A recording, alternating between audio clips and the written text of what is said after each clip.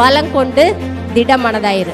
வசனத்தின் மேலே உறுதியாக நிற்கும் போது தான் மனசு ஸ்ட்ராங்காக இருக்கும், திட மனதாக இருக்கும்.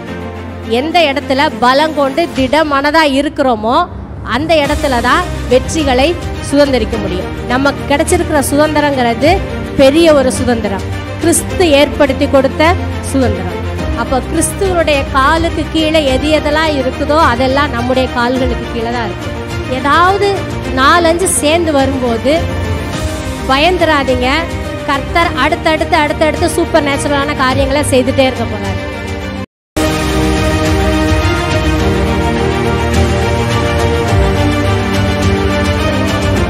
கர்த்தர் நல்லவர். ஆமென். கர்த்தர் நம்முடைய வாழ்க்கையில் ரொம்பவே நல்லவராக இருக்கிறார். நமக்காக நல்ல திட்டங்களை வகுத்து நம்மை குறித்து நல்ல வார்த்தைகளை வாக்குத்தத்தங்களை கர்த்தர் நமக்கு சொல்லி வைத்திருக்கிறார். வேதத்தில் பார்த்தா நமக்கு தெரியும், நிறைய வாக்குத்தத்தங்கள் நமக்காகவே கொடுக்கப்பட்டிருக்கிறது. ஏதோ எழுதி வச்சுருக்காங்கன்னு இல்லை, அந்த வார்த்தைகள் வாக்குத்தத்தங்கள் எனக்காக எழுதி வைக்கப்பட்டிருக்கிறது அப்படின்னு சொல்லி அதை நம்ம வாசிக்கணும். வேதத்தில் நிறைய வாக்குத்தத்தங்கள் இருந்தாலும் எல்லா வாக்குத்தத்தங்களும் எல்லா கிறிஸ்தவர்களுடைய வாழ்க்கையிலும் நிறைவேறிடுச்சா அப்படின்னு கேட்டால் இல்லை. நிறைய வாக்குத்தத்தங்கள் நிறைவேறலை. இப்போது யாராக இருந்தாலும் ரொம்ப கர்த்தர் மேலே பற்றுதலாக இல்லாட்டா கூட அட்லீஸ்ட் கேலண்டரில் இருக்கிற ஒரு வசனத்தையாவது வாசிப்பாங்க. நல்ல ஒரு வசனத்தை அன்னைக்கு வாசிச்சுட்டு வெளியில் போகணுன்னு சொல்லி வாசிப்பாங்க. ஆனால் அந்த வார்த்தைகள் அவங்களுடைய வாழ்க்கையில் நிறைவேறுதான்னு கேட்டால் இல்லை. அப்போது கர்த்தர் வார்த்தையை கொடுத்துருக்கிறார், வாக்குத்தத்தங்களை தந்திருக்கிறார். அந்த வாக்குத்தத்தங்கள் நம்முடைய வாழ்க்கையில் நிறைவேறணும்னா நம்ம ஒரு காரியம் செய்யணும். வேதம் அதிகமாக அந்த காரியத்தை சொல்கிறது என்னென்னா, சுதந்திரிக்கணும். சுதந்திரி, நீங்கள் எந்த மட்டும் சுதந்திரியாமல் அசதியாக இருப்பீர்கள்னு கேட்டிருக்கு. புதிய ஏற்பாட்டில் பார்க்குறோம், சுதந்திரங்கள் நமக்காக வைக்கப்பட்டிருக்கிறது. கிறிஸ்துவுக்குள்ளே இருக்கிற எல்லா வாக்குத்தத்தங்களும் நிறைவேறின நிலையில் நமக்காக இருக்கிறது. அந்த வாக்குத்தத்தங்களை நாம் சுதந்திரிக்கணும். கர்த்தர் சொல்லிட்டாருங்கிறதுனால என்னுடைய வாழ்க்கையில் அது பலிக்காது, உங்களுடைய வாழ்க்கையில் தானாக பலிக்காது. அதை சுதந்திரிக்கணும். அப்போ சுதந்திரிக்கணும்னா நான் என்ன செய்யணும்? இப்போ வேதத்தில் இஸ்ரேல் ஜனங்களை குறித்து நம்ம நிறைய காரியங்களை வாசிக்கிறோம். அது எல்லாமே எதற்காக எழுதப்பட்டிருக்குன்னா, நமக்கு ஒரு திருஷ்டாந்தமாக எழுதப்பட்டிருக்கிறது. அவங்க லைஃப் ஒரு பேட்டர்ன் நம்ம போல ஒரு பேட்டர்ன் தான். அவங்களும் தெரிந்து கொள்ளப்பட்ட ஜனங்கள், அழைக்கப்பட்ட ஜனங்கள், ஆபிரகாமுடைய சந்ததி, தேவனுக்கு சொந்தமான ஜனமாக இருக்கும்படி பிரித்தெடுக்கப்பட்டவர்கள், அழைக்கப்பட்ட ஜனங்கள். நம்மளும் அதே மாதிரி தான். கர்த்தர் நம்மை முன்குறித்திருக்கிறார், தெரிந்தெடுத்திருக்கிறார், நம்மை கர்த்தர் அழைத்திருக்கிறார். அவருக்கு சொந்தமானவர்களாக இருக்கும்படியாக வேறு பிரித்து கர்த்தர் நம்மை ஒரு புது ஜாதியாக கர்த்தர் நம்மை வைத்திருக்கிறார். அப்போ இஸ்ரேல் ஜனங்களுடைய வாழ்க்கையில் கர்த்தர் ஒரு வாக்கு தத்தத்தை கொடுத்திருந்தார். ஆபிரகாமை அழைக்கும் போதே கர்த்தர் வாக்கு பண்ணப்பட்ட ஒரு தேசத்தை கொடுத்தாரு. நீ போ, நான் காண்பிக்கிற தேசத்துக்கு போன்னு சொல்லி கூட்டிகிட்டு போய் இந்த தேசத்தை உனக்கும் உன் சந்ததிக்கும் சுதந்திரமாக தருவேன்னு சொல்லிட்டாரு. அந்த வார்த்தையை இஸ்ரவேல் ஜனங்கள் போய் சுதந்திரிக்கணும். கர்த்தர் ஆபிரகாம்கிட்ட சொன்ன உடனே அது சொந்தமாகலை. ஆபிரகாம்கிட்ட சொன்னார், நீ எங்கெங்கெல்லாம் நடந்து திரிகிறியோ அது எல்லாத்தையும் நான் உனக்கு தருவேன்னு சொன்னார். நீ பார்க்குற இடத்தெல்லாம் நான் உனக்கு தருவேன்னு சொன்னார். ஆபிரகாமுக்கு அப்புறம் ஈசாக்குடைய வாழ்க்கையில் பார்க்குறோம், கர்த்தர் அந்த வாக்கு தத்தங்களை திரும்பவும் சொல்கிறாரு. யாக்கோபுடைய வாழ்க்கையில் பார்க்குறோம், கர்த்தர் சொல்கிறாரு, நீ படுத்திருக்கிற அந்த பூமியை நான் உனக்கு தருவேன்னு சொல்கிறாரு. அதே வாக்கு தத்தம் யோசேப்புக்கும் ஞாபகம் இருக்குது. அதனால தான் சொல்கிறாரு, என்னை இந்த தேசத்தில், எகிப்து தேசத்தில் புதைச்சிடாதீங்க, கானான் தேசத்துக்கு நீங்கள் போவீங்க, போகும்போது என்னுடைய எலும்புகளை கொண்டு போயிருங்கன்னு சொன்னார்.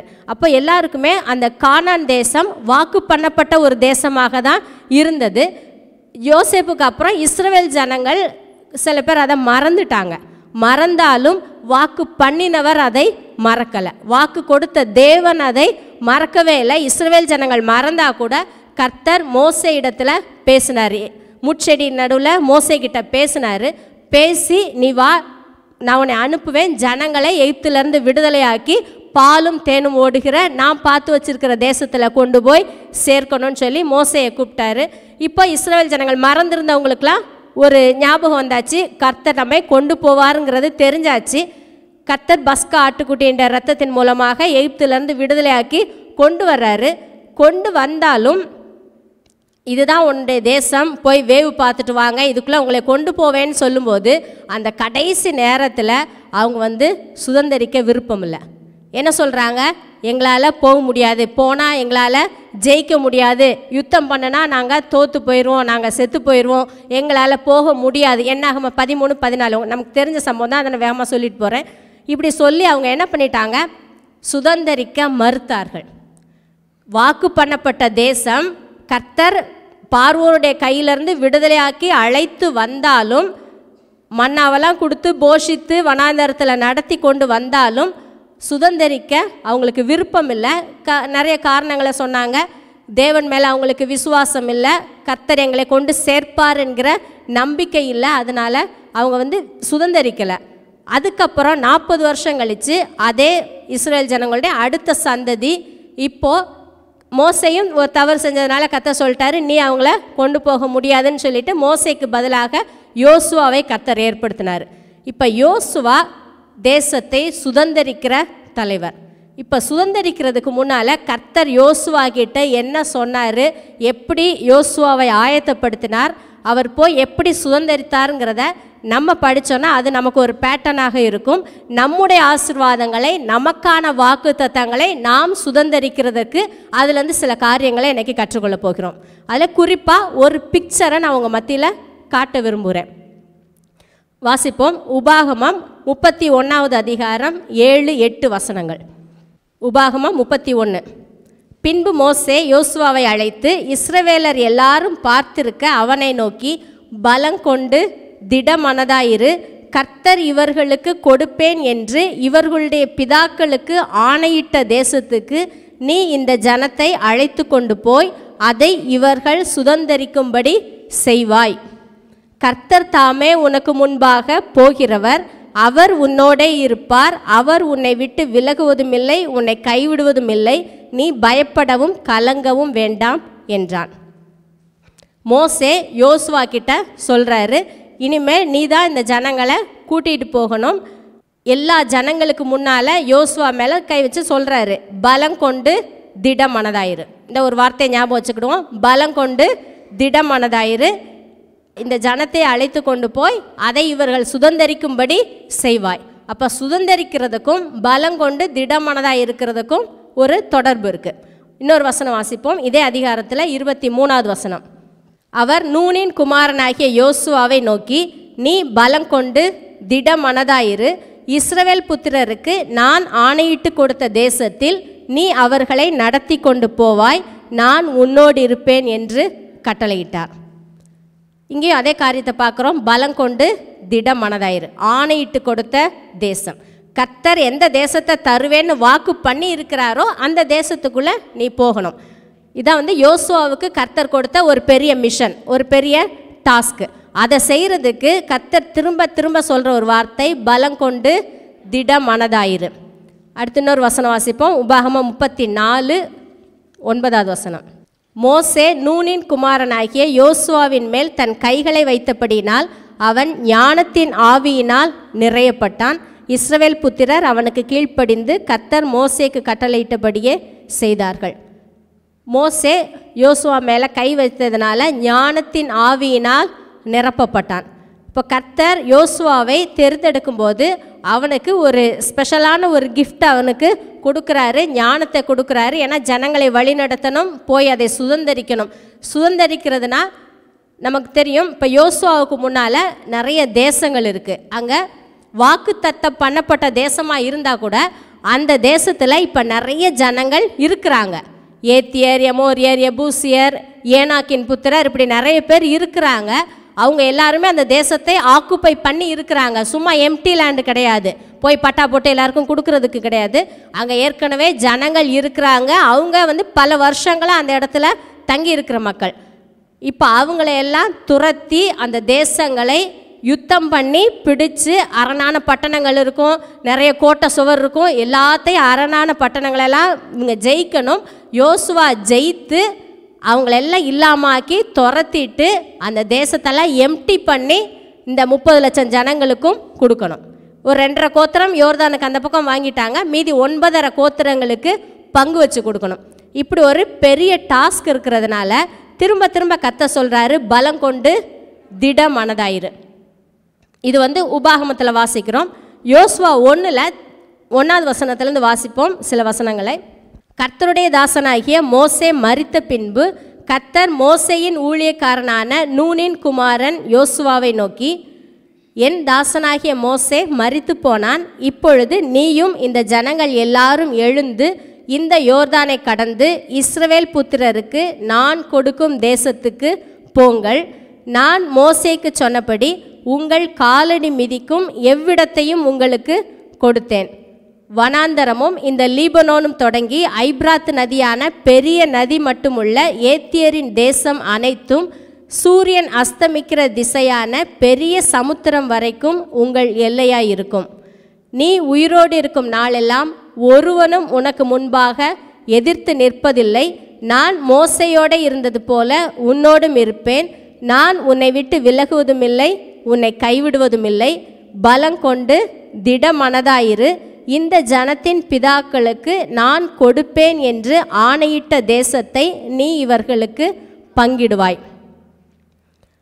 கர்த்தர் மோசேயுடைய இறப்புக்கு பிறகு சொல்கிறாரு, 30 நாள் துக்கம் கொண்டாடுறாங்க. அதுக்கப்புறம் கர்த்தர் சொல்கிறாரு, நீ நான் கொடுக்குற தேசத்துக்கு போ, இங்கே இருக்காத, போங்கன்னு சொல்கிறாரு. யோர்தானை கிராஸ் பண்ணி போங்க.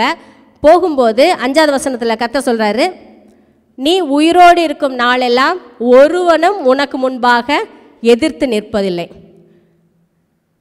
இப்போ கர்த்தர் ஆபிரகாமுக்கு சொன்ன தேசம், ஈசாக்குக்கு சொன்ன தேசம்னு சொல்லலை. 3வது வசனத்தில் சொல்கிறாரு, மோசேக்கு நான் சொன்னபடி உங்கள் காலடி மிதிக்கிற எந்த இடத்தையும் உங்களுக்கு கொடுத்தேன். இப்போவும் கர்த்தர் புதுசாக ஒரு ப்ராமிஸ் தர்றாரு. அது டைரெக்டாக இவங்களை நோக்கி சொல்கிறாரு. ஆபிரகாமுக்கு சொன்ன வாக்குத்தத்தம் பண்ணப்பட்ட தேசம்னு சொல்லலை. இப்போ திரும்ப அந்த வாக்குத்தத்தத்தை சொல்கிறாரு. நீங்கள் எந்தெந்த தேசத்தில் எந்த இடத்துல கால் வைப்பீங்களோ அது எல்லாத்தையும் உங்களுக்கு கொடுப்பேன். அதுக்கு விரோதமாக அந்த தேசத்தை நீங்கள் சுதந்திரிக்க முடியாதபடி யாரெல்லாம் அந்த இடத்துல இருக்கிறாங்களோ அவங்க யாரும் உனக்கு முன்பாக எதிர்த்து நிற்பதில்லை. எதுவரைக்கும்? நீ உயிரோடு இருக்கும் நாளெல்லாம் ஒருவனும் உனக்கு முன்பாக எதிர்த்து நிற்பதில்லை. ஒரு ஆளும் நிற்க மாட்டான், ஒரு நாளும் நிற்க மாட்டான்.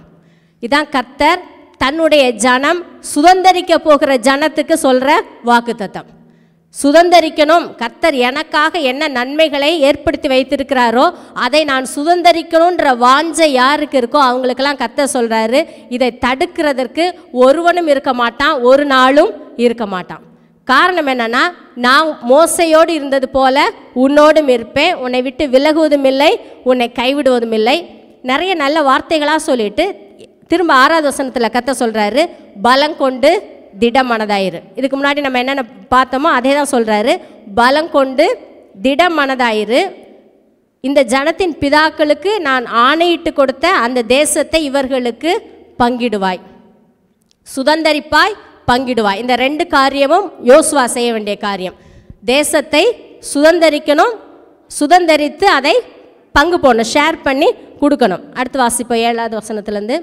என் தாசனாகிய மோசே உனக்கு கற்பித்த நியாயப்பிரமாணத்தின்படியெல்லாம் செய்ய கவனமாயிருக்க மாத்திரம் மிகவும் பலங்கொண்டு திடமனதாயிரு. நீ போகும் இடமெல்லாம் புத்திமானாய் நடந்து கொள்ளும்படிக்கு அதை விட்டு வலது இடது புறம் விலகாதிருப்பாயாக.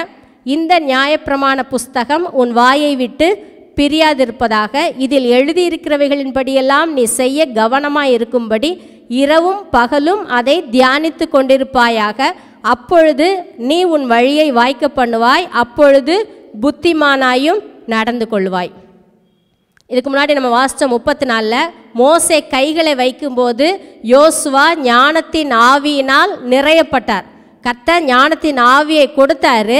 ஆனால் இங்கே இன்னும் சொல்கிறாரு, நியாயப்பிரமாண புஸ்தகத்தை நீ படிச்சுக்கிட்டே இருக்கணும், அது உன் வாயை விட்டு பிரியக்கூடாது, அதில் எழுதியிருக்கிறபடியெல்லாம் செய்கிறதுக்கு நீ ரொம்ப கவனமாயிரு, அப்பொழுது அதை தியானித்து கொண்டே இரு, அப்பொழுது உன் வழியை வாய்க்க பண்ணுவாய், புத்திமானாயும் நடந்து கொள்வாய். ஞானத்தின் ஆவியை கர்த்தர் கொடுத்திருந்தாலும் ஒவ்வொரு நாளும் தேவனுடைய வார்த்தையிலிருந்து ஞானத்தை பெற்று புத்திமானாக நடக்கணும். அடுத்த வசனம். நான் உனக்கு கட்டளையிடவில்லையா? பலங்கொண்டு திடமனதாயிரு.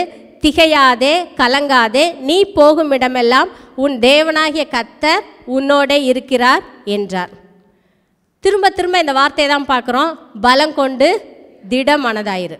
இப்போ என்ன சொல்கிறாரு, நான் உனக்கு கட்டளையிடவில்லையா, பலங்கொண்டு திடமனதாயிரு, திகையாதே கலங்காதே.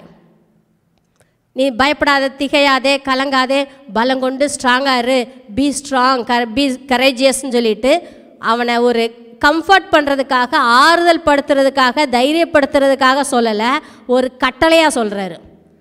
நான் உனக்கு கட்டளையிடவில்லையா, பலங்கொண்டு திடமனதாயிரு. அப்போ என்ன அர்த்தம், மற்ற காரியங்களெல்லாம் கர்த்தர் செய்வார். ஆணையிட்டு கொடுத்தது அவர், அங்கே காரியங்களெல்லாம் அவர் செய்வார். நான் உன் கூட இருப்பேன், நான் உன்னை விட்டு விலகுவதில்லை, கைவிடுவதில்லை, மோசே கூட இருந்தது போல் இருப்பேன், நீ காலடி வைக்கிற எல்லா தேசத்தையும் உங்களுக்கு தருவேன், எல்லாமே கர்த்தர் சொல்கிறாரு. ஆனால் இங்கே யோசுவா செய்ய வேண்டிய ஒரு காரியம், பலங்கொண்டு திடமனதாயிரு. நான் உன்னை பலப்படுத்துவேன், உன் மனசை நான் ஸ்ட்ராங் ஆக்குவேன்னு கர்த்தர் சொல்லலை. என்ன சொல்கிறாரு, நீ பலங்கொண்டு நீ திடமனதாயிரு. கர்த்தரிங்க அவனுடைய ஃபிசிக்கலான ஒரு பலத்தை பற்றி பேசலை. எப்போ நீ யுத்தம் பண்ண போகிற, நல்லா சாப்பிட்டு எக்ஸசைஸ் பண்ணி நல்லா ஸ்ட்ராங் ஆகுன்னு சொல்லிட்டு ஃபிசிக்கல் ஸ்ட்ரென்த்தை பற்றி பேசலை. நமக்கு தெரியும், ஏன்னா கர்த்தர் பலங்கொண்டு திடமனதாயிருன்னு சொல்லும்போது புறம்பான மனுஷனை குறித்து கர்த்தர் பேசலை, உள்ளான மனுஷனில் ஸ்ட்ராங்காக இருக்கிறத பற்றி கர்த்தர் சொல்கிறாரு. அப்போ பலங்கொண்டு திடமனதாக இருக்கணும்னா என்ன செய்யணும், சங்கீதம் 84 சொல்லியிருக்கு, உம்மிலே பலன் கொள்ளுகிற மனுஷன் பாக்கியவான். கர்த்தரில் பலன் கொள்ளணும். அப்போ கர்த்தரிடத்தில் பலன் கொள்ளணும்னா அதுக்கு தான் இங்கே சொல்கிறாரு, வார்த்தைகளை அவர் கொடுத்துருக்கிற வாக்கு தத்தங்களை, ப்ராமிசஸை நம்பணும், அதன் மேலே நிற்கணும். வாக்கு தத்தங்களின் மேலே ஸ்ட்ராங்கான ஒரு விசுவாசத்தோடு நின்னாதான் நம்முடைய மனம் ஸ்ட்ராங்காக இருக்கும், பலங்கொண்டு நம்ம திடமனதாக இருக்க முடியும். இயேசு சொன்னார், கற்பாறையின் மேல் கட்டின வீடு நிலச்சிருக்கும், அது ஸ்ட்ராங்காக இருக்கும். கற்பாறைங்கிறது நான் சொல்லிய வசனம்னு சொன்னார். வசனத்தின் மேலே உறுதியாக நிற்கும்போது தான் மனசு ஸ்ட்ராங்காக இருக்கும், திடமனதாக இருக்கும். இப்போ அடுத்து இன்னும் ஒரு காரியத்தை சொல்கிறார், பலங்கொண்டு திடமனதாயிரு, என்னுடைய நியாயப்பிரமாண புஸ்தகம் உன் வாயை விட்டு பிரியாதிருப்பதாக. இந்த 2 காரியம் தான் யோசுவா செய்ய வேண்டியது. மீதியெல்லாம் அவர் தன்னை குறித்து தான் கர்த்தர் சொல்கிறாரு, நான் உன் கூட இருப்பேன், ஒருத்தனுக்கு முன்பாக எதிர்த்து நிற்பதில்லைன்னு நிறைய வாக்குத்தத்தங்களை சொல்கிறாரு. யோசுவா செய்ய வேண்டிய காரியம் பலங்கொண்டு திடமனதாக இருக்கணும். அடுத்து வார்த்தையின்படி வாழணும். சில நேரம் நம்ம என்ன நினைக்கிறோன்னா, நியாயப்பிரமாண புஸ்தகம் வாயை விட்டு பிரியாதிருப்பதாகன்னு சொன்னால் வாக்குத்தத்தங்களெல்லாம் நான் சொல்லிக்கிட்டே இருந்தால், அறிக்கை பண்ணிக்கிட்டே இருந்தால் அதுதான் என்னுடைய வெற்றிக்கு காரணம்னு நினைக்கிறோம். வார்த்தைகளே அறிக்கை பண்ணணும், கன்ஃபஸ் பண்ணணும், அது ரொம்ப நல்ல காரியம். ஆனால் இங்கே அதை பற்றி மட்டும் அவர் சொல்லலை. இதில் எழுதியிருக்கிறவர்களின்படியெல்லாம் செய்ய கவனமாயிருக்கும்படி இரவும் பகலும் அதை தியானித்து கொண்டிருப்பாயாக. வாயில் சொல்கிறது மட்டும் கிடையாது, இரவும் பகலும் தியானிக்கணும், செய்யணும். அப்படின்னா என்ன சொல்கிறாரு, என்னுடைய வார்த்தையும் உன்னுடைய வாழ்க்கையும் ஒன்றா இருக்கணும். என்னுடைய வார்த்தை உன் வாயை விட்டு மட்டும் இல்லை, உன் கண்ணை விட்டு பிரியக்கூடாது, உன்னுடைய இருதயத்துலேருந்து எங்கேயும் போகக்கூடாது, உன்னுடைய செய்கைகளில் என் வார்த்தை இருக்கணும். அப்படின்னா வார்த்தை உன்னுடைய வாழ்க்கையாக இருக்கும்போது, உன்னுடைய லைஃப் ஸ்டைலை என்னுடைய வார்த்தை தான் உன்னுடைய லைஃப் ஸ்டைலாக இருக்கும்போது புத்திமானாக நடந்து கொள்வாய். 7வது வசனம் வாசிப்போம். என் தாசனாகிய மோசே உனக்கு கற்பித்த நியாயப்பிரமாணத்தின்படியெல்லாம் செய்ய கவனமாயிருக்க மாத்திரம் மிகவும் பலங்கொண்டு திடமனதாயிரு. இங்கேயும் பலங்கொண்டு திடமனதாயிருன்னு சொல்கிறாரு. எதுக்கு? வசனத்தின்படி செய்கிறதுக்கு நீ பலங்கொண்டு திடமனதாயிரு. இப்போது கர்த்தர் என்னதான் சொல்கிறாரு, அந்த ஏத்தியர், எமோரியர், எபூசியர் அவங்கள பார்த்து பயப்படாத, பலங்கொண்டு திடமனதாயிருன்னு சொன்னால் அது ஓகே, ஸ்ட்ராங்காக இரு, அவங்கள பார்த்து பயந்துராத. ஏன்னா இதுக்கு முன்னாடி இருந்த ஜெனரேஷன் பயந்து தான் போக முடியலை. இப்போ நீ பயந்துராதன்னு திரும்ப திரும்ப கர்த்தர் சொல்கிறாரு. ஆனால் கர்த்தர் எதிரிகளை பார்த்து பயப்படாதன்னு மட்டும் சொல்லலை, நியாயப்பிரமாணத்தின்படியெல்லாம் செய்ய கவனமாக இருக்க மாத்திரம் மிகவும் பலங்கொண்டு திடமனதாயிரு. அப்போது வார்த்தையின்படி வாழ்கிறதுக்கு ஒரு தைரியம் வேணும். ஆமாவா இல்லையா? கர்த்தரை ஏற்றுக்கொள்கிறதுக்கு ஒரு தைரியம் வேணும். அப்படி ஒரு தைரியம் உங்களுக்கு வந்ததுனால தான் இன்றைக்கி இந்த இடத்துல இருக்கீங்க. யாரோ எத்தனையோ இல்லாமல் சொல்லியிருப்பாங்க, அதையெல்லாம் தாண்டி கர்த்தரை ஏற்றுக்கொள்வதற்கு ஒரு தைரியத்தை கர்த்தர் கொடுத்தாரு. பலம் கொண்டு தான் வந்தோம். இப்போ நம்ம வந்து சுதந்திரிக்க போகிறோன்னு சொல்லும்போது இனிமே தான் எல்லாத்தையும் சுதந்திரிக்கிறோன்னு நினைக்காதீங்க. நீங்கள் விசுவாசியாக இருக்கிறீங்க, கிறிஸ்துவை ஏற்றுக்கொண்டு இருக்கிறீங்கன்னா ஆல்ரெடி ஒரு காரியத்தை நீங்கள் சுதந்திரிச்சாச்சு. ரட்சிப்பை சுதந்திரிச்சிட்டோம். அப்படி தான் வேதம் சொல்லுது எபிரேயர் 1 ரட்சிப்பை சுதந்திரிக்கிறவர்களுக்கு தான் தேவதூதர்கள்லாம் பணிவிடை ஆவிகளாக இருக்கிறாங்க. அப்போ ஒரு காரியத்தை நம்ம ஏற்கனவே சுதந்திரித்திருக்கிறோம், கர்த்தருடைய பிள்ளையாக இருக்கிறோம். ஒரு சிலர் சர்ச்சுக்கு வருவாங்க, ஆனால் ஞானஸ்நானம் எடுக்கிறதுக்கு அவங்களுக்கு தைரியம் இருக்காது. அதில் வந்து பலங்கொண்டு திடமானதாக இருக்க மாட்டாங்க. அவங்க என்ன சொல்லுவாங்க, இவங்க என்ன சொல்லுவாங்க, பல வருஷங்களை அப்படியே ஓட்டிகிட்டு இருப்பாங்க. சில பேருக்கு நான் கிறிஸ்டியன், நான் கர்த்தருடைய பிள்ளைங்கிறத வெளியில் படிக்கிற இடத்துலையோ அல்லது வேலை செய்கிற இடத்துலையோ சொல்கிறதுக்கு பயமாக இருக்கும். அவங்க வந்து அதை அவாய்ட் பண்ணிடுவாங்க. எந்த இடத்துல எந்த டொமைனில் நம்ம பயப்படுகிறோமோ அந்த ஏரியாவில் வெற்றிகரமாக வாழ முடியாது. எந்த இடத்துல பலங்கொண்டு திடமானதாக இருக்கிறோமோ அந்த இடத்துல தான் வெற்றிகளை சுதந்திரிக்க முடியும். அதனால தான் கர்த்தர் வந்து திரும்ப திரும்ப யோசுவாட்ட சொல்கிறாரு, பலங்கொண்டு திடமானதாயிரு. சில பேருக்கு மற்றவங்களுக்கு சுவிசேஷம் சொல்கிறதுக்கு பயமாக இருக்கும். அப்படி பயம் இருந்துச்சுன்னா அந்த ஏரியாவில் நம்ம எதையுமே சாதிக்க முடியாது. பொருளாதாரத்தில் ஒரு பெரிய வெற்றியை சுதந்திரிக்கணும் நம்ம விரும்பலாம். ஆனால் ஒரு சிலருக்கு கர்த்தருக்காக ஒரு காணிக்கை கொடுக்கறதுக்கோ ஒரு பெரிய அமௌண்ட்டை கொடுக்கறதுக்கு தசம பாகம் கொடுக்கறதுக்கு அதில் ஒரு பயம் இருக்கும். ஏன்னா இது வந்து எனக்கு வந்து இவ்வளோ தேவையில்லை, சர்ச்சுக்கு இவ்வளோ கொடுக்கறது தேவையில்லை. அப்படி எந்த காரியத்தில் உங்களை பயம் பின்னோக்கி இழுக்கிறதோ, இது வந்து நான் ஸ்ட்ராங்காக இதை முடிவு பண்ணியிருக்கேன் அல்லது கர்த்தர் இதை செய்ய சொன்னார் நான் செய்கிறேன்னு சொல்லி எந்த காரியத்தில் நம்ம ஸ்ட்ராங்காக ஒரு முடிவெடுத்து செய்யலையோ அந்த பகுதியில் ஜெயிக்க முடியாது. அதனால தான் சொல்கிறாரு, நியாயப்பிரமாணத்தின்படி செய்கிறதுக்கு கவனமாக இருக்க பலங்கொண்டு திடமானதாயிரு. அப்போ வாழ்க்கையில் ஒவ்வொரு பகுதியிலையும் நம்முடைய அனுதின வாழ்க்கையில் எந்த பகுதியிலையும் நான் கர்த்தருக்கு சொந்தமானவள், வாக்கு தத்தங்களை சுதந்திரிக்கிறவள்ங்கிறத யாருக்கு முன்பாகவும் சொல்கிறதுக்கு அறிக்கை பண்ணுறதுக்கு தயங்கக்கூடாது. தயங்கினோன்னா அந்த ஏரியாவில் அந்த சொசைட்டியில் அந்த சமூகத்தில் நம்ம வந்து பலம் கொண்டு திடமானதாக இருக்கலாம். இப்போ கொஞ்சம் யோசிச்சு பாருங்கள், எனக்கு ஏனாக்கின் புத்திரரை பார்த்தா மட்டும்தான் பயம்னு சொன்னால் யோசுவா அந்த மக்களை ஜெயிக்க முடியுமா? ஜெயிக்க முடியாது. அந்த மலையில் இருக்கிற மக்களை பார்த்தா எனக்கு பயம்னு சொல்லிட்டாருன்னா இவரால் அந்த ஏரியாவை ஜெயிக்க முடியாது. வாழ்க்கையில் எந்த பகுதியில் நமக்கு ஒரு சின்ன பயம் இருக்குதோ அந்த பகுதியில் வெற்றியை சுதந்திரிக்கவே முடியாது. அப்போ கர்த்தருடைய வாக்கு தத்தங்களை எல்லாத்தையும் நான் சுதந்திரிக்கணும்னா எல்லா பகுதியிலையும் பலம் கொண்டு திடமானதாக இருக்கணும். இதான் கர்த்தர் நமக்கு சொல்கிற முதல் காரியம். அடுத்து வார்த்தையும் நம்முடைய வாழ்க்கைக்கும் பிரிக்க முடியாத ஒரு உறவுக்குள்ளே இருக்கணும். கர்த்தர் அதை தான் எதிர்பார்க்குறாரு. நான் என்ன சொல்லியிருக்கிறேனோ அதை மெடிடேட் பண்ணு, அதை சொல்லிக்கிட்டே இரு, அதன்படி செய்ய கவனமாயிரு. இந்த காரியங்களை சொல்லி கர்த்தர் யோசுவாவை ஆயத்தப்படுத்துகிறார். யோசுவா 1ஆவது அதிகாரம் என்னென்னா கர்த்தர் ஜஸ்ட் ப்ரிப்பேர் பண்ணுறாரு. ஏன்னா பெரிய தேசத்தை சுதந்திரிக்க போகிறாங்க, அதுக்கான ஒரு ஆயத்தம். இப்போ கர்த்தர் சொல்லிட்டாரு, அடுத்து போகிறாங்க. போன உடனே சுதந்திரிக்கிறதுக்கு எல்லாம் ஓப்பனாக இல்லை. முதல்ல இருக்கிறது எரிகோ பட்டணம். எரிகோ பெரிய சுவர் இருக்குது நமக்கு தெரியும். ஆனால் கர்த்தரை துதித்து அதை வந்து ஒரு பெரிய வெற்றி எடுத்தாங்க. எதுவுமே கஷ்டப்பட்டு அவங்க செய்யலை. 6 நாள் சுற்றி வந்தாங்க, துதிச்சாங்க, அது தானாக விழுந்துருச்சு, கர்த்தர் வெற்றியை கொடுத்துட்டாரு. அடுத்தது ஒரு சின்ன பட்டணம் ஆயின்ற பட்டணத்துக்கு போகிறாங்க. அங்கே கொஞ்சம் பேர் தான் போகிறாங்க. ஆனால் அங்கே ஆகான்றவனுடைய பொருள் ஆசையினால் கொஞ்சம் ஒழிச்சு வச்சதுனால கர்த்தர் அங்கே உதவி செய்யலை, தோல்வியை சந்திக்கிறாங்க.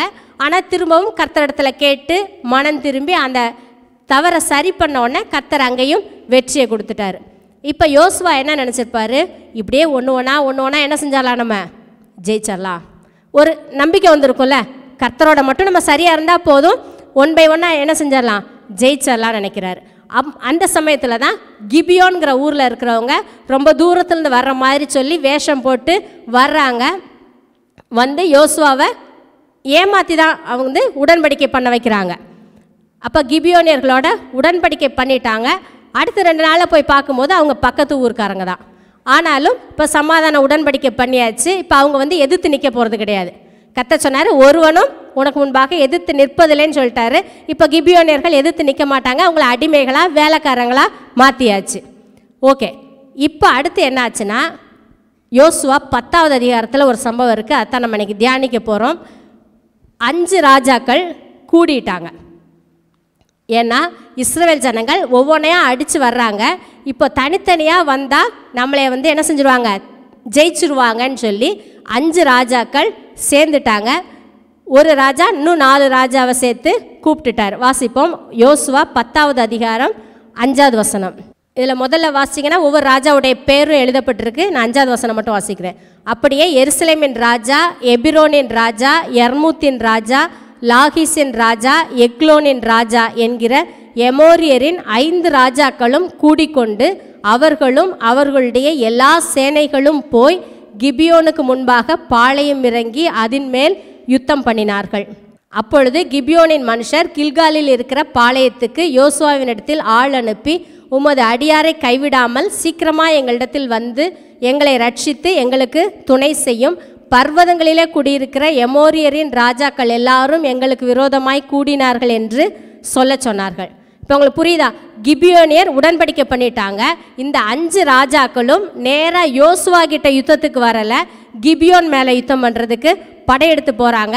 கிபியோனியர்கள் உடன்படிக்கை பண்ணதுனால இப்போ ஹெல்ப்புக்கு யோசுவாட்ட கேட்குறாங்க, ஆள் அனுப்புகிறாங்க. அடுத்த வசனம் வாசிப்போம். உடனே யோசுவாவும் அவனோட கூட சகல யுத்த மனுஷரும் சகல பராக்கிரமசாலிகளும் கில்காலில் இருந்து போனார்கள். உடன்படிக்கை பண்ணியாச்சு, இப்போ ஹெல்ப் பண்ணி தான் ஆகணும், அதனால் போகிறாங்க. அப்போ கர்த்தர் யோசுவா கிட்ட பேசுகிறாரு.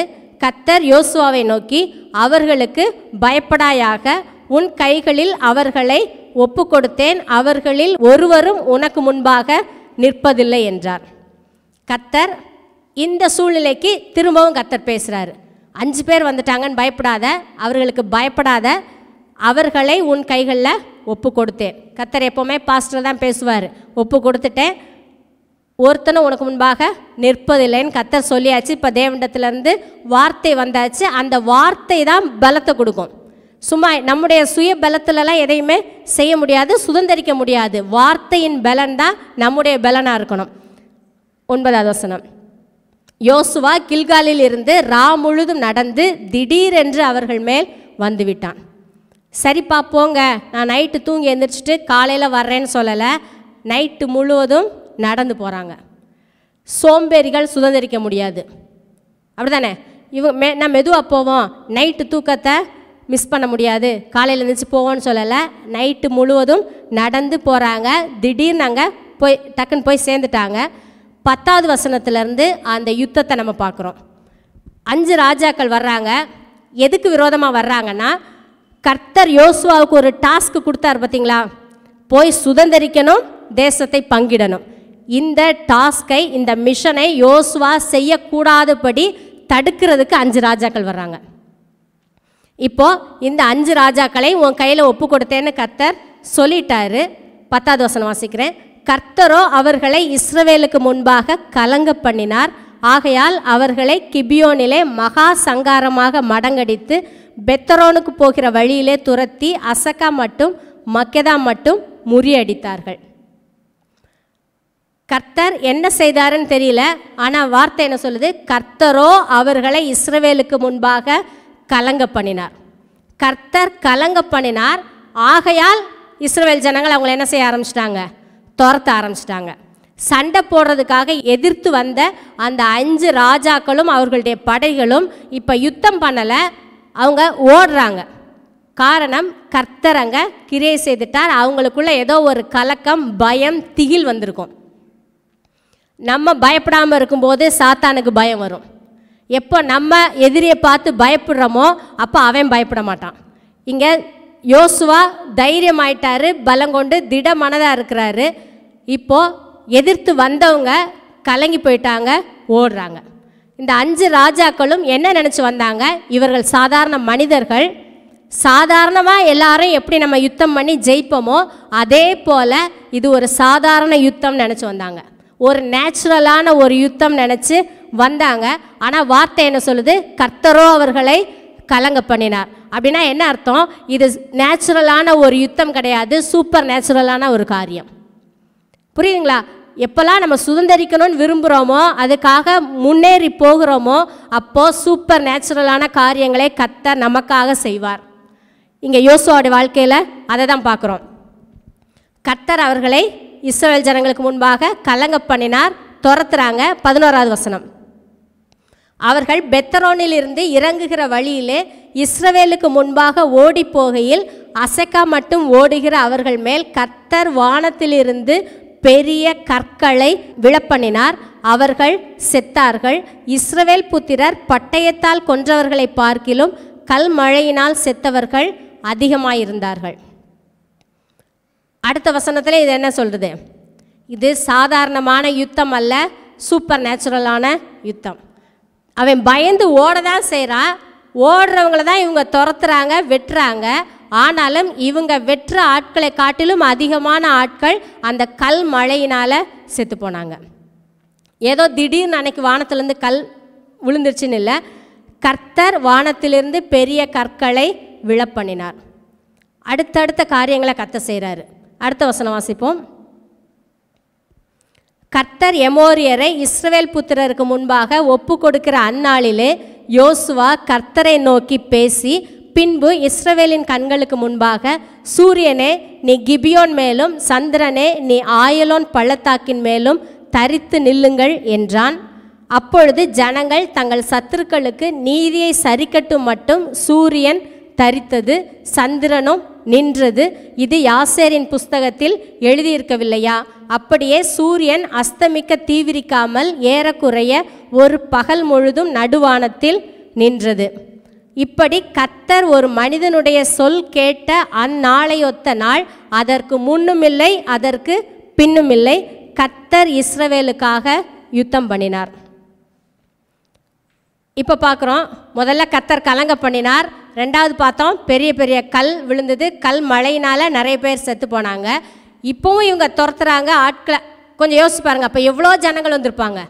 5 தேசத்துலேருந்து படை. கர்த்தர் அவ்வளோ ஜனங்களை கொண்ட பிறகும் இவங்க இன்னும் சத்துருக்களுக்கு நீதி சரி கட்டி முடியலை. யோசுவாவுக்கு டைம் போதலை. கொஞ்சம் யோசிச்சு பாருங்க, நைட்டெல்லாம் நடந்து வந்தாங்க, காலையிலேருந்து யுத்தம் பண்ணிக்கிட்டே இருக்கிறாங்க. நடுப்பகலாயிருச்சு. பார்க்குறாரு, யுத்தம் நல்லா மும்முரமாக போகுது, நம்ம கை ஓங்கி இருக்குது. இதே ஸ்பீடில் இவங்களை ஃபுல்லாக இன்னும் அழித்து தீர்க்கணுன்னா எனக்கு என்ன தேவை? இன்னும் டைம் தேவை. சாயந்தரம் ஆயிடுச்சுன்னா யுத்தம் பண்ண முடியாது. அதனால் எனக்கு டைம் தேவை. அதனால் என்ன செய்கிறாரு? முன்னாடி போடு. யோசுவா கர்த்தரை நோக்கி பேசி, யோசுவா ஜெபம் பண்ணுறாரு. ஜெபம் பண்ணிவிட்டு சூரியனை பார்த்து சொல்கிறாரு, சூரியனே கிபியோன் மேலும், சந்திரனே ஆயலோன் பள்ளத்தாக்கின் மேலும் தரித்து நில்லுங்கள்னு இஸ்ரவேல் புத்திரருடைய கண்களுக்கு முன்பாக சொன்னார். அமைதியாக சொல்லி பார்ப்போம்.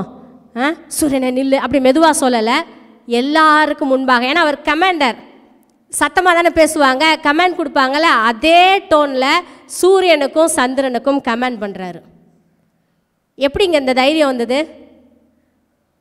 பலங்கொண்டு திடமனதாயிரு, பலங்கொண்டு திடமனதாயிருன்னு கர்த்தர் சொல்லி சொல்லி இப்போ சூரியனுக்கும் சந்திரனுக்கும் கட்டளையிடக்கூடிய அளவுக்கு அவர் மைண்ட் ட்ரெயின் ஆயிடுச்சு. இது நடக்குமா நடக்காதா, இது எப்படி சாத்தியம்ன்றதை யோசிக்கிறதுக்கெலாம் அவருக்கு அங்கே டைம் கிடையாது. ஏன்னா மும்முரமாக யுத்தம் நடந்துக்கிட்டு இருக்கு. எனக்கு டைம் தேவை, அதுக்கு சூரியன் இன்னும் நிற்கணும். அது சூரியனையும் சந்திரனையும் படைத்தது கர்த்தர். பகலை ஆளுவதற்கு சூரியன், இரவை ஆளுறதுக்கு சந்திரன், அது ரெண்டையும் ஆளுகிறவர் கர்த்தர். இப்போ கர்த்தர் என் பட்சத்தில் இருக்கிறாரு, எனக்கு ஒரு டாஸ்க் கொடுத்துருக்கிறாரு, நான் சுதந்திரிக்கணும், நான் பங்கிடணும்.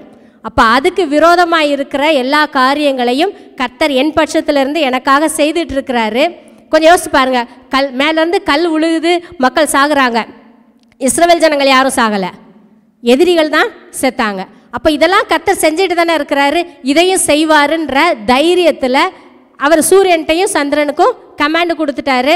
அப்படியே தரித்து நின்றது. எப்போல்லாம் கர்த்தருடைய வார்த்தையின் மேலே ஆழமான ஒரு விசுவாசத்தோடு நம்ம எதை எதிர்பார்க்குறோமோ அதை கர்த்தர் நம்முடைய வாழ்க்கையில் செய்கிறாரு. பிரச்சனை என்னென்னா, நம்ம பெரிய காரியங்களை எதிர்பார்க்கல. சூரியன் நிற்கும், சந்திரன் நிற்கும்னு இன்னைக்கு சொன்னால் கூட நம்மளால் அதை விசுவாசிக்க முடியாது. ஆனால் யோசுவா அதை விசுவாசித்தார். அந்த போதனைகள் அவ்வளோ கேட்டதில்லை அவர். ஆனால் அவருக்குள்ள கர்த்தர் அவர் மூலமாக கிரியை செய்தார். யோசுவா மூலமாக கர்த்தர் கிரியை செய்கிறாரு. அதனால் ரொம்ப தைரியமாக பேசுகிறாரு. ஏன்னா வார்த்தை, என்னை சொன்ன வார்த்தை, ஆணையிட்டு கொடுத்த தேசத்தை நீ தான் பங்கிடுவான்னு கர்த்தர் சொல்லிட்டாரு. அந்த காரியம் என் மூலமாக நடக்குன்ற நம்பிக்கை யோசுவாவுக்கு இருக்குது. அடுத்தடுத்து சூப்பர் நேச்சுரலான காரியங்களை கர்த்தர் செய்கிறாரு. இது எப்படி இருக்குன்னா, இப்போ எக்ஸாம் எழுதிட்டே இருக்கிறோம், இன்னும் ஒரு கொஸ்டின் எழுதலை, டைம் முடிய போகுது. அப்போ என்ன, நமக்கு தெரிஞ்சோ தெரியாமலோ ஜெபம் பண்ணுவோம், எஸ்ஸப்பா இன்னொரு 5 நிமிஷம் கழித்து பெல் அடிக்கட்டும் அப்படி நம்ம சொல்கிற மாதிரி யோசுவாவுக்கு அது ஒரு பெரிய டெஸ்ட்டு. அவர் ஜெயிக்க வேண்டிய ஒரு யுத்தம், அதுக்கு டைம் தேவை. அதனால் சொல்லிட்டாரு. சொன்ன உடனே கர்த்தரும் அதை அப்படியே அவருடைய வார்த்தையை கனப்படுத்தி செஞ்சிட்டாரு. கர்த்தர் நமக்காக காலங்களையும் சமயங்களையும் மாற்றுவார். இரவை பகலாக்கி கொடுப்பார். நமக்கு என்ன தேவையோ, எந்த நேரத்தில் என்ன தேவையோ அதை கர்த்தர் நமக்காக செய்கிறதுக்கு கர்த்தர் ஆயத்தமாக தான் இருக்கிறாரு. யோசுவாவை காட்டிலும் இப்போ நமக்கு நிறைய ஆசீர்வாதங்கள், வேதத்தினுடைய வாக்குத்தத்தங்களெல்லாம் நமக்கு நிறைய இருக்குது. ஆவியானவர் நமக்குள்ளே இருக்கிறாரு. அப்போ யோசுவா செய்ததை காட்டிலும் அதிகமாக கர்த்தர் நம்முடைய வாழ்க்கையில் நம் மூலமாக செய்ய முடியும். அதுக்கு நம்ம என்ன சொல்கிறது, நாமே வார்த்தைக்கு ஏற்ற மாதிரி வார்த்தையோடு சேர்ந்து இணைந்து நம்ம போகும்போது, வாழ்க்கையும் வார்த்தையும் ஒன்றா ஆகும்போது கர்த்தர் இப்படிப்பட்ட காரியங்களை நம்முடைய வாழ்க்கையிலையும் செய்வார். இப்போ ஒரு பெரிய வெற்றி, அதை எல்லாரையும் துரத்துறாங்க. அடுத்து ஒரு வசனம் வாசிப்போம், 22. இதுக்கு முன்னாடி இந்த நடுவில் இருக்க வசனங்கள் வீட்டில் போய் ஃபுல்லாக அந்த அதிகாரத்தை வாசிச்சு பாருங்க. இந்த 5 ராஜாக்களும் ஒரு கெபிக்குள்ளே போய் ஒளிஞ்சிட்டாங்க. 17-18 போட்பா. 5 ராஜாக்களும் மக்கெதாவில் இருக்கிற ஒரு கெபியில் ஒளித்திருந்து அகப்பட்டார்கள் என்று யோசுவாவுக்கு அறிவிக்கப்பட்டது. இங்கே யுத்தம் மும்முரமாக நடக்குது. இந்த 5 ராஜாவும் இன்னும் சாகலை. என்ன செஞ்சிட்டாங்க, ஒரு கெபிக்குள்ளே போய் ஒளிஞ்சிக்கிட்டாங்க. அதை யாரோ பார்த்துட்டாங்க. அது யோசுவாவுக்கு அறிவிக்கப்படுது. அப்பொழுது யோசுவா பெரிய கற்களை கெபியின் வாயிலே புரட்டி அவ்விடத்தில் அவர்களை காவல் காக்க மனுஷரை வையுங்கள், நீங்களோ நில்லாமல் உங்கள் சத்துருக்களை துரத்தி அவர்களுடைய பின்படைகளை வெட்டி போடுங்கள், அவர்களை தங்கள் பட்டணங்களிலே பிரவேசிக்க ஒட்டாதிருங்கள், உங்கள் தேவனாகிய கர்த்தர் அவர்களை உங்கள் கையில் ஒப்பு கொடுத்தார் என்றான். சிச்சுவேஷன் உங்களுக்கு புரியுதா? 5 ராஜாக்களும் கெபிக்குள்ளே ஒளிஞ்சிருக்கிறாங்க. இப்போது யோசுவா என்ன சொல்கிறாரு, இப்போ அவனை பார்த்துட்டு இருக்க விடாது, நமக்கு லேட் ஆயிரும், நம்ம செய்கிற வேலையை யுத்தத்தை செய்யணும். ஒரு பெரிய கல்லை கொண்டு அதை வாயை அடைச்சி வச்சுட்டு அங்கே காவல் காக்கிறதுக்கு 2 பேரை மட்டும் வச்சுருங்க, மற்றவங்க எல்லாம் யுத்தத்தை செய்யுங்க.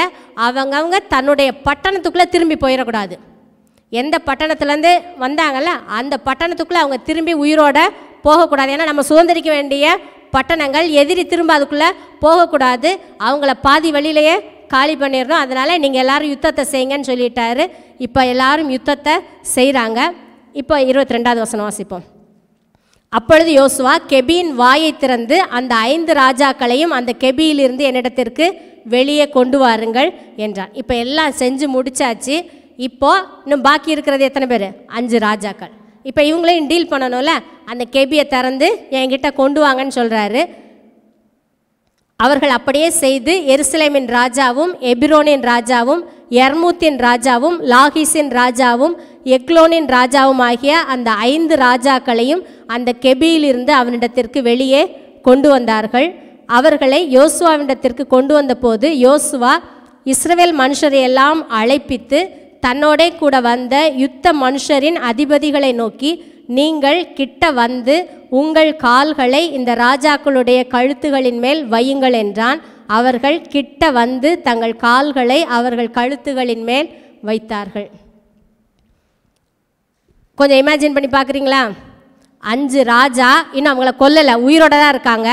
தரையில் படுக்க வச்சுட்டு யோசுவா நின்றுட்டு சொல்கிறாரு, இஸ்ரேல் ஜனங்களை எல்லாரையும் கூப்பிட்டு வச்சுக்கிட்டு, ஏதோ ஒரு மூலையில் ஏதோ ஒரு காட்டுக்குள்ளே செய்யலை, இஸ்ரேல் ஜனங்களை எல்லாம் கூடி வர பண்ணி எல்லாருக்கும் முன்பாக இப்போ யோசுவா நிற்கிறாரு. 5 ராஜாக்களையும் தரையில் படுக்க வச்சு யுத்தத்துக்கு போன அதிபதிகள் இருப்பாங்களே அவங்கள்ட்ட சொல்கிறாரு, உங்கள் காலை தூக்கி அவங்க கழுத்தில் வைங்கன்றார். அந்த ராஜாக்கள் உயிரோடு இருக்காங்க. அப்போ அந்த காலை வச்சவனுக்கு எப்படி இருந்திருக்கும்? ஒரு கெத்தாக இருந்திருக்குமா? எங்களை சுதந்திரிக்க விடாமல் வந்தது நீதானேன்னு சொல்லிட்டு ரொம்ப ஜம்முன்னு காலை தூக்கி கழுத்து மேலே வச்சு நிற்கிறாங்க. நிற்கும்போது யோசுவாவை பார்த்துருப்பாங்க. யோசுவாவை குறித்து ஒரு நன்றியினால் உள்ள நிறைஞ்சிருக்கும். யோசுவா, நீ உண்மையிலே கிரேட்டான லீடர் தான். இருந்திருக்குமா இல்லையா? எல்லா யுத்தத்தையும் பண்ணிட்டு யோசுவா போய் ஒவ்வொருத்தர் கழுத்துலையா காலை வைக்கலை, அதிபதிகள்கிட்ட சொல்லி காலை வைங்கன்றாரு. அப்போது அந்த காரியம் எப்படி இருக்குன்னா, யோசுவா ஒரு பெரிய வெற்றியை சுதந்திரித்து அதை ஜனங்களுக்கு பங்கிடுறாரு. தான் பெற்ற வெற்றி அதை தன்னுடைய செய்த அதிபதிகளோட ஷேர் பண்ணுறாரு. அங்கே இருந்தவங்களுக்கு சந்தோஷமாக இருந்திருக்கும்ல. அதுக்கப்புறம் அந்த ராஜாக்களை கொல்றாங்க, பட்டயத்தால் கொல்றாங்க, மரத்தில் தூக்கி போடுறாங்க. அவங்க வாழ்க்கை அதோட முடிஞ்சிருச்சு. அந்த இடத்துல நீங்கள் இருந்திருந்தீங்கன்னா எப்படி இருந்திருப்பீங்க? அந்த கால் வைக்கிற ஆளா? சந்தோஷமாக இருக்குல்ல? எல்லாருமே சிரிக்கிறீங்களே. காலை எதிரியினுடைய கழுத்தின் மேலே காலை வைக்கிற இந்த பிக்சரை தான் நான் இன்றைக்கி உங்கள் முன்னால் சொல்ல விரும்புகிறேன். அங்கே எந்த பிக்சர் என்ன இருந்ததோ அதே காரியத்தை கர்த்தர் நம்முடைய வாழ்க்கையில் செய்கிறார். இப்போது யோசுவா யுத்தம் பண்ணினார், வெற்றியை அந்த அதிபதிகள் சுதந்திரிச்சாங்க. ஆதியாகமம் 3வது அதிகாரம் 15வது வசனத்தில் மனுஷன் பாவம் செய்த உடனே கர்த்தர் சொன்னார், அந்த சாபம் சொல்ல ஆரம்பிக்கும்போது, உன் வித்துக்கும் ஸ்திரீயின் வித்துக்கும் பகை உண்டாக்குவேன், அவர் உன் தலையை நசுக்குவார். அவர் உன் தலையை நசுக்குவார்.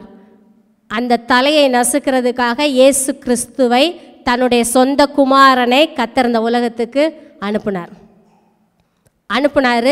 இயேசு இந்த உலகத்தில் நமக்காக வந்தார். யோசுவா பட்டயத்தினால வெட்டி யுத்தத்தை ஜெயிச்சார். ஆனால் கிறிஸ்து கத்தி எடுக்கலை, பட்டயத்தை எடுக்கலை. ஆனால் தன்னுடைய இரத்தத்தை சிந்தி சிலுவை மரணத்தின் மூலமாக அவர் வெற்றி எடுத்தார். இந்த 5 ராஜாக்களையும் ஒரு கெபிக்குள்ளே போட்டு கல்லை வச்சு மூடினாங்க. ஆனால் கிறிஸ்துவினுடைய சரீரத்தை ஒரு கெபியில், ஒரு குகைக்குள்ளே வச்சு பெரிய கல்லை வச்சு மூடினாங்க. மாம்சத்தின்படி இயேசு யுத்தம் பண்ணலை. ஆனால் இதை காட்டிலும் ஒரு பெரிய யுத்தத்தை அவர் கல்வாரி சிலுவையில் செய்து முடித்தார். கல்லறையில் வச்சாச்சு, மூடியாச்சு, அவ்வளோதான் நினச்சாங்க. 3வது நாளில் அத்தனையும் ஜெயித்து, மரணத்தை ஜெயித்து, மரணத்துக்கு அதிகாரியாகிய பிசாசானவனை தனது மரணத்தினால அழித்து எல்லாத்தையும் ஜெயித்தவராக கிறிஸ்து உயிரோடு எழுந்தார். 3வது நாள் காலையில் இயேசு ஜெய கிறிஸ்துவாக உயிரோடு எழுந்தார். உயிரோடு எழுந்துட்டு சொன்னார், வானத்திலும் பூமியிலும் சகல அதிகாரமும் எனக்கு கொடுக்கப்பட்டிருக்குன்னு சொன்னார். இப்போ இயேசுங்கிற நாமத்தை நமக்கு கொடுத்துருக்கிறாரு. அப்படின்னா என்ன அர்த்தம்? இன்றைக்கி உங்களையும் என்னையும் கூப்பிட்டு சொல்கிறாரு, இந்த பிசாசு மேலே அவனுடைய கழுத்தில் காலை வையின்றாரு. புரியுதுங்களா? அங்கே யோசுவா செய்தது ஃபிசிக்கலான ஒரு யுத்தம், அதில் வெற்றியை தன்னுடைய ஜனங்களுக்கு ஏற்படுத்தி கொடுத்தாரு. இங்கே இயேசு நமக்காக எல்லாத்தையும் செய்து முடித்து ஜெயித்தவராக வந்தார். அந்த வெற்றியை நமக்கு சுதந்திரமாக கொடுத்துருக்கிறாரு. நமக்கு கிடைச்சிருக்கிற சுதந்திரங்கிறது பெரிய ஒரு சுதந்திரம், கிறிஸ்து ஏற்படுத்தி கொடுத்த சுதந்திரம். கிறிஸ்துவினுடைய அந்த மரணம், அடக்கம் பண்ணப்படுதல், உயிர்த்தெழுதலின் மூலமாக கிடைத்த ஒரு பெரிய வெற்றியில் இன்றைக்கி நம்ம வாழ்கிறோம். கிறிஸ்து இப்போ தேவனுடைய வலது பார்சத்தில் இருக்கிறார். ஒரு வசனம் வாசிப்போம். சங்கீதம் 110:1.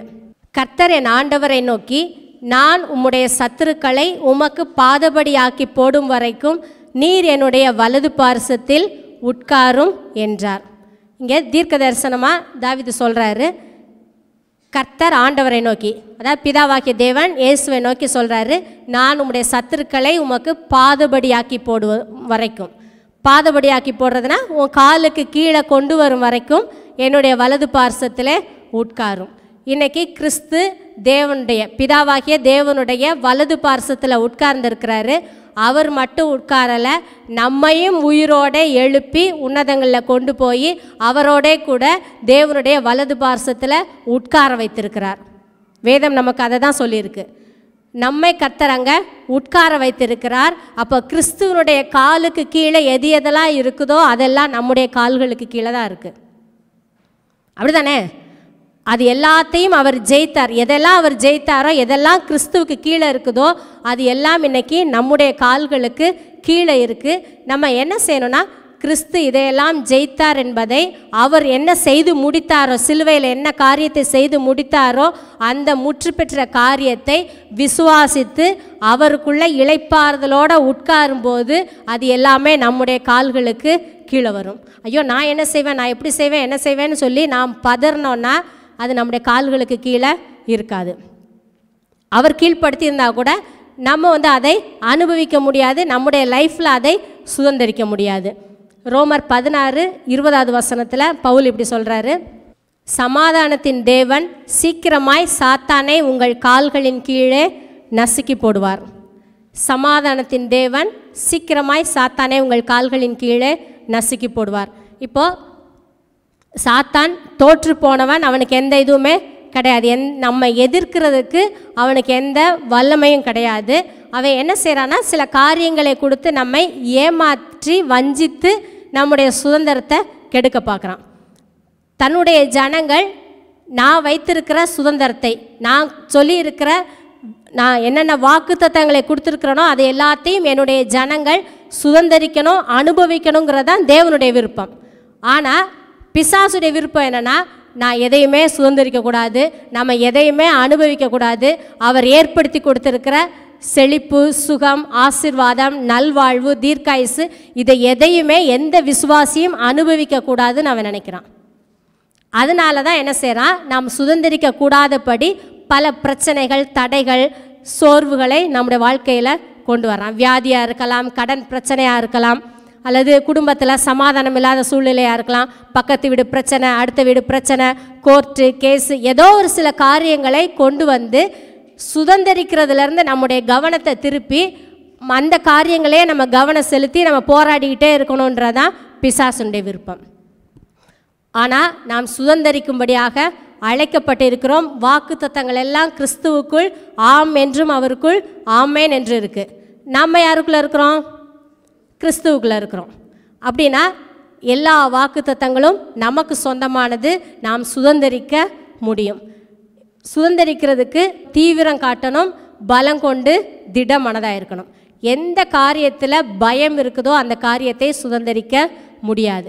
இதெல்லாம் நம்மளால் முடியாதுன்னு எந்த காரியத்தை நம்ம யோசிக்கிறோமோ அந்த காரியத்தில் எந்த வெற்றியையும் பெற முடியாது. அதனால தான் கர்த்தர் திரும்ப திரும்ப சொல்கிற காரியம், பலங்கொண்டு திட மனதாயிரு.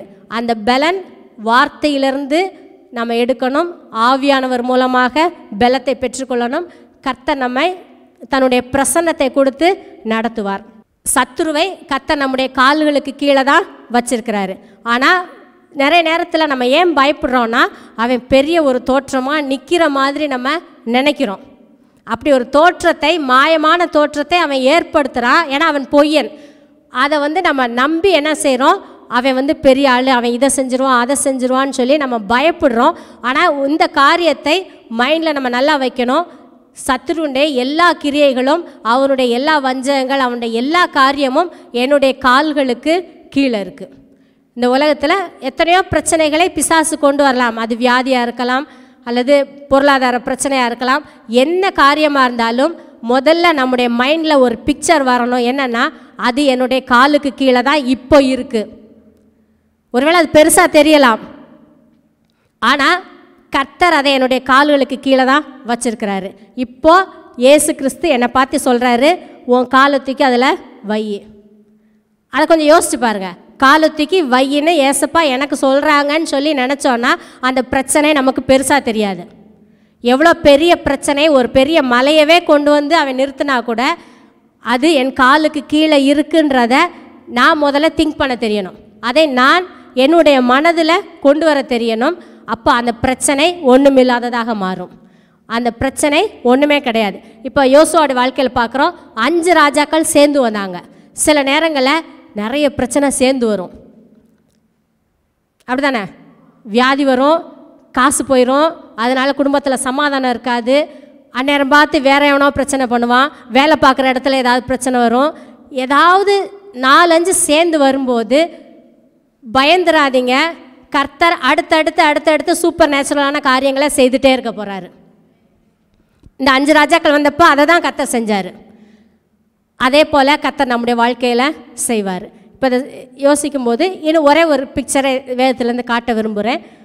1 சாமுவேல் 17வது அதிகாரம். நமக்கு நல்லா தெரிஞ்ச சம்பவம், தாவீது கோலியாத்து சம்பவம். இப்போ தாவீது தனி ஆளாக சிங்கிளாக போய் சமாளிக்கணும் கோலியாத்தை. போகிறாரு. போகும்போது கோலியாத்தை ஒரு கவனையும் ஒரு கல்லை வச்சு ஜெயிச்சிட்டாரு. நேராகுது. நான் வசனத்தை மட்டும் வாசிக்கிறேன். 1 சாமுவேல் 17:50-51 வசனம் மட்டும் வாசிக்கிறேன். இவ்விதமாக தாவீது ஒரு கவனினாலும் ஒரு கல்லினாலும் பெலிஸ்தனை மேற்கொண்டு அவனை மடங்கடித்து அவனை கொன்று போட்டான். தாவீதின் கையில் பட்டயம் இல்லாதிருந்தது. ஆகையால் தாவீது பெலிஸ்தன் அண்டையில் ஓடி அவன் மேல் நின்று அவன் பட்டயத்தை எடுத்து அதை அதன் உரையிலிருந்து உருவி அவனை கொன்று அதனாலே அவன் தலையை வெட்டி போட்டான். அப்பொழுது தங்கள் வீரன் செத்துப்போனான் என்று பெலிஸ்தர் கண்டு ஓடிப்போனார்கள். இங்கே ஒரு வார்த்தை பார்த்தீங்களா? தாவீது அவன் மேல் நின்று. யார் மேலே நிற்கிறான்? கோலியாத்துக்கு மேலே நிற்கிறான். கோலியாத்து கல்லுப்பட்டு விழுந்தாச்சு. இப்போ தரையில் அவன் ஃப்ளாட்டு. அவனுக்கு மேலே தாவீது நிற்கிறான். புரியுதா? அதே பிக்சர் தான். எதிரிக்கு மேலே தாவீதுடைய கால் இருக்குது. அவன் கையில் பட்டயம் கிடையாது. அவன் தன்னுடைய பட்டயத்தை நம்பி போகலை. நமக்கு தெரியும் தாவீதுடைய சம்பவம், நமக்கு தெரியும். நம்ம அங்கே பார்த்த அதே காரியத்தை தாவீதுடைய வாழ்க்கையில் பார்க்கலாம். இஸ்ரவேல் ஜனங்கள் படையில் இருந்த அத்தனை பேரும் பயந்தாங்க. சவுல் ராஜா பயந்தார், யோனத்தான் பயந்தார், யாருமே போகலை. 40 நாளாக கோலியாத்து கூப்பிடுறான், யாருமே போகலை. ஆனால் தாவீது போனான். காரணம் என்னென்னா அவனுடைய மைண்டு பலங்கொண்டு திட மனதாக இருந்தான். பயந்தானா? ஒரு நிமிஷமாவது பயப்படவே இல்லை. ஏன்? கர்த்தர் என் கூட இருக்கிறாருங்கிற உணர்வு அவனுக்கு அதிகமாக இருந்தது. அந்த காட் கான்ஷியஸோடே இருக்கும்போது அவன் பயப்படுறதுக்கு எந்த சான்ஸுமே இல்லை. அந்த பலங்கொண்டு திட மனதாக இருந்தவன் ஜெயிச்சான். ஏன்னா இப்போ உங்களுக்கு வாழ்வா சாவாங்கிற பிரச்சனை. பெலிஸ்தர்கள் என்ன, இவங்களை ஃபுல்லாகவே தேசத்தை காலி பண்ணிடுவாங்க, எடுத்துருவாங்க, எல்லாரையும் கொன்றுவான். இப்போ தேசத்தை காப்பாற்றணும், தேவன் எங்களுக்கு கொடுத்த சுதந்திரத்தை காப்பாற்றுறதுக்கு தான் இவன் போகிறான் தாவீது. மனதில் எந்த பயமும் இல்லை. யார் அந்த மைண்டில் ஸ்ட்ராங்காக இருக்கிறோமோ அவங்க தான் ஜெயிக்க முடியும், சுதந்திரிக்க முடியும். அவன் யுத்தத்துக்கு போகிறதுக்கு முன்னாடியே சொல்கிறான், நான் இன்றைக்கி உன் தலையை உன்னை விட்டு வாங்கி உன் பிணத்தையும் உங்கள் ஜனங்கள் எல்லாருடைய பிணங்களையும் ஆகாயத்து பறவைகளுக்கும் காட்டு மிருகங்களுக்கும் இரையாக கொடுப்பேன்னு சொல்லிட்டு தான் போனான். பயந்து போல. ஒரு கல் அடித்து பார்ப்போம், இல்லைனா 2வது கல் அடிப்போம். அந்த எந்த சந்தேகமும் அவனுக்கு கிடையாது. பயப்படுகிறவர்கள், சந்தேகப்படுகிறவங்க சுதந்திரிக்க முடியாது. தாவீது பயம் இல்லாமல் போனால் ஜெயிச்சான். நம்முடைய வாழ்க்கையில் பயத்துக்கு இடம் கொடுக்கக்கூடாது. பயப்படுகிற காரியங்களை சுதந்திரிக்க முடியாது.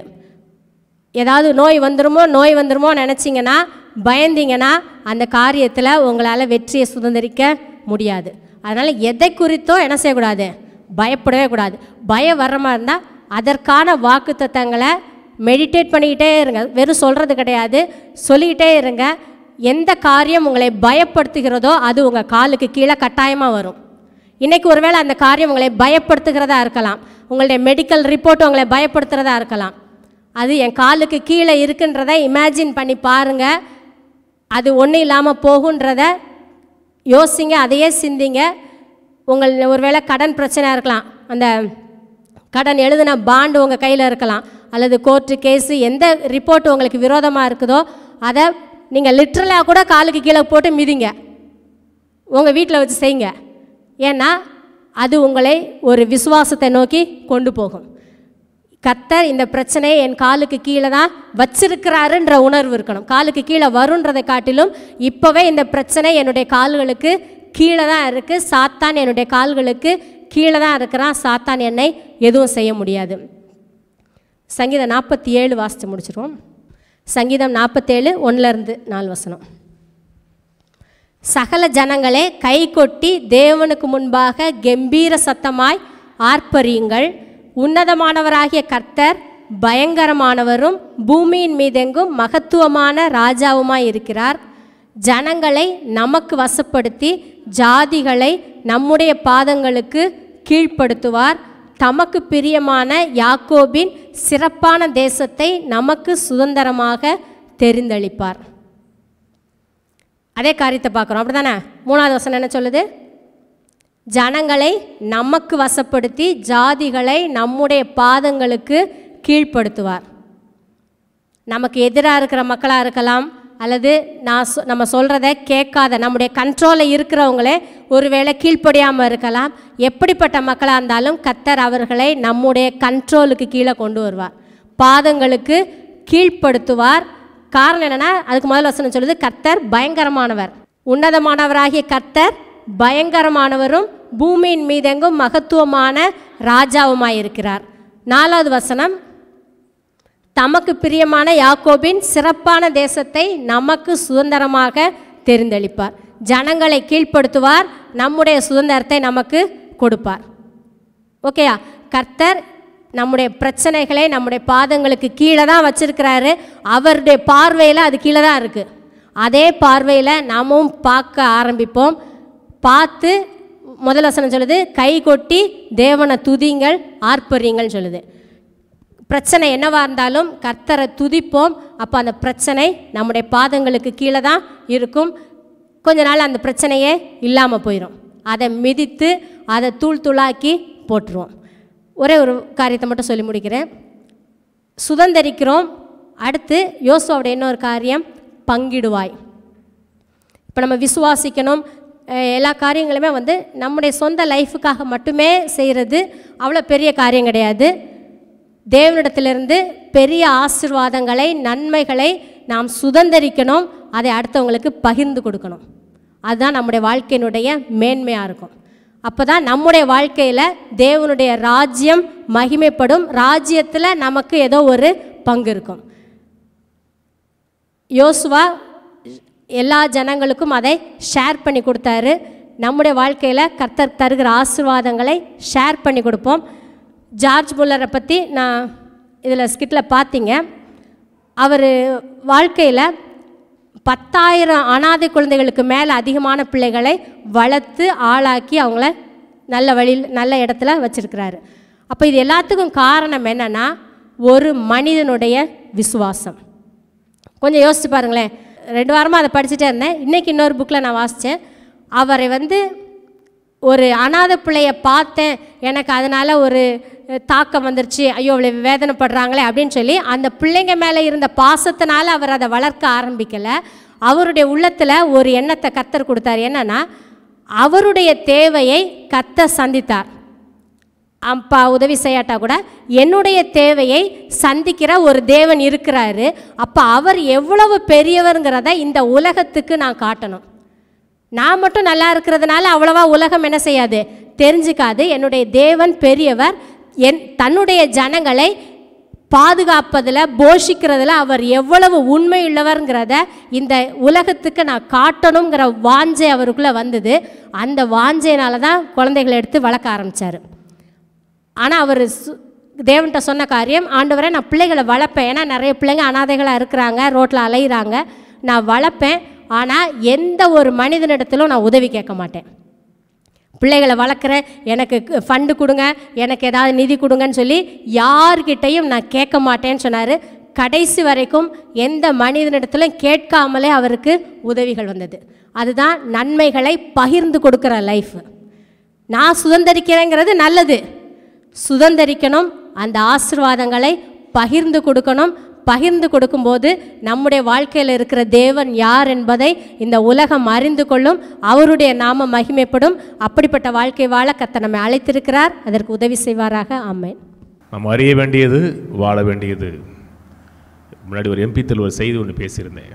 பழைய ஏற்பாடு அந்த காலங்களில் ஒரு ராஜாவை ஜெயிச்சு வரும் பொழுது அவனை பவனியாக கூட்டு வருவாங்க. தோத்தவனை கூப்பிட்டு ராஜா உட்காந்து அவனை கீழே முழங்கால் போட வச்சு அவன் மேலே காலை தூக்கி வைப்பார்.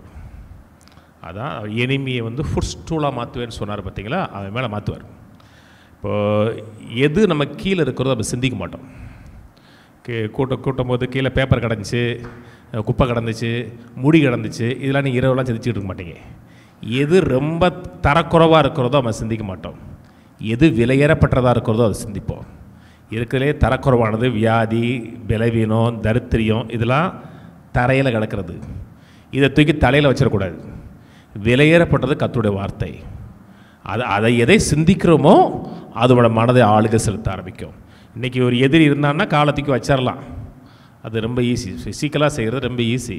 ஸ்பிரிச்சுவலாக கொண்டு வரதுக்கு நம்ம மனது தான் மிகப்பெரிய யுத்த அரங்கமாக இருக்கிறது.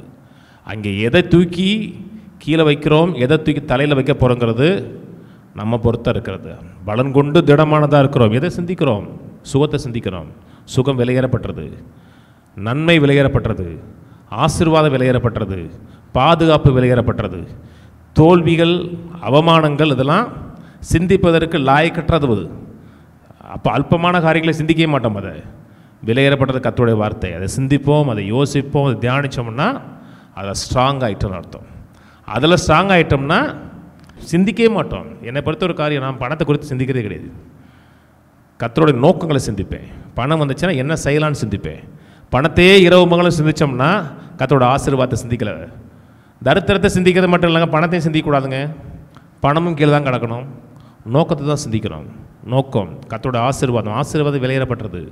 பணம் கீழே கிடக்க வேண்டியது. பணத்தை சிந்திச்சிங்கனாவே கவலைப்பட ஆரம்பிச்சிருவீங்க. பணம் மட்டும் சிந்திக்க மாட்டீங்க, பணத்தோடு சேர்ந்து கவலையும் சேர்ந்து வரும். ஆசீர்வாதத்தை சிந்திங்க, கர்த்தரோட வாக்குத்தத்தங்களை சிந்திங்க. அது உங்களை தலை நிமிர்ந்து நடக்க பண்ணும். சத்துருவை, வியாதியை, தரித்திரத்தை கீழே வைக்கும். ஜெபிப்போம். பிதாவே, உம்மை துதிக்கிறோம், உம்மை ஸ்தோத்திரிக்கிறோம், நன்றி செலுத்துகிறோம். நீர் எங்களுக்கு செய்திருக்கிற எல்லா விதமான கிருபைகளுக்காக, தயவுகளுக்காக நன்றி. நாங்கள் ஆளப்படுவதற்காக அல்ல, எங்களை ஆள்வதற்காக அழைத்திருக்கிறீர். உமக்கு நன்றி. நீ ஜெயித்தீர், ஜெயித்ததை சுதந்தரிக்க எங்களை வைத்திருக்கிறீர். உமக்கு நன்றி.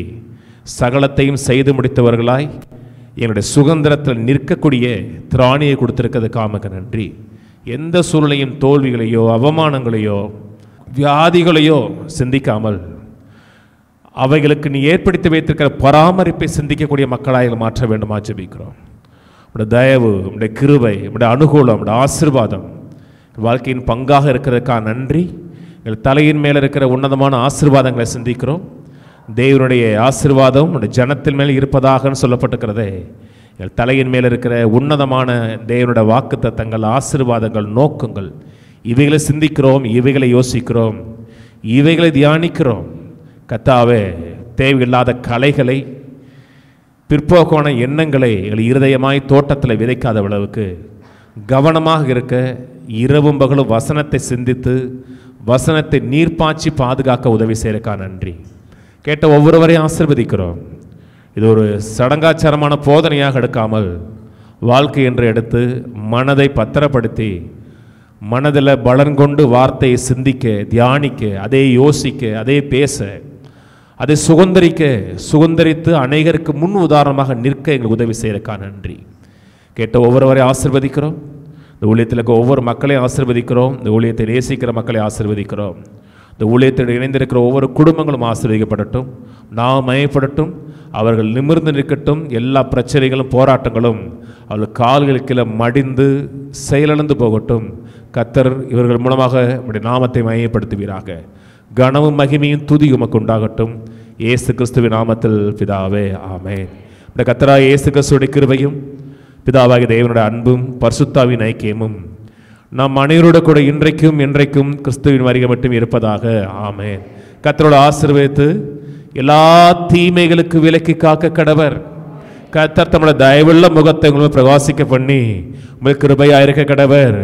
கர்த்தர் தம்முடைய முகத்தை உங்களுக்கு பிரசன்னமாக்கி சமாதான கட்டளையிட கடவர். கர்த்தரோட ஆசீர்வதித்து ஜீவனோடு, சுகத்தோடு, தீர்க்காயுசோடு, ஒரு பலவீனங்களும் நோய்களும் அணுகாதபடி தீர்க்காயுசோடு 120 ஆண்டுகளுக்கு மேலாக ஜெயத்தோடு வாழ வைப்பாராக. ஆமென், ஆமென், ஆமென்.